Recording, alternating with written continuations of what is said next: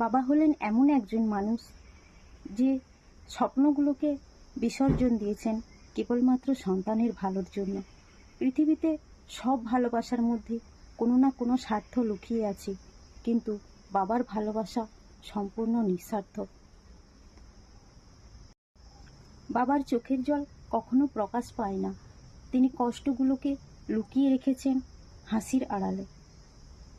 একজন মেয়েকে রাজকুমারী বানানোর জন্য কোনো রাজপ্রাসাদ প্রয়োজন হয় না, বাবার ভালোবাসাই হলো সবচেয়ে দামি রাজপ্রাসাদ। আমার ছোটবেলা থেকে নিজের চোখে দেখা সবচেয়ে প্রিয় হিরো হলো আমার বাবা। তিনি হলেন আমার প্রথম শিক্ষাগুরু এবং সবচেয়ে বড় অনুপ্রেরণা। তো ছোটবেলা থেকে আমরা যত আবদার করেছি বাবার কাছ থেকে, বাবা কোনোদিন তার অভাব বুঝতে দেননি। বাবার ঘাম ঝরানো পরিশ্রমের দিকে আমরা কখনো তাকিয়ে দেখি না।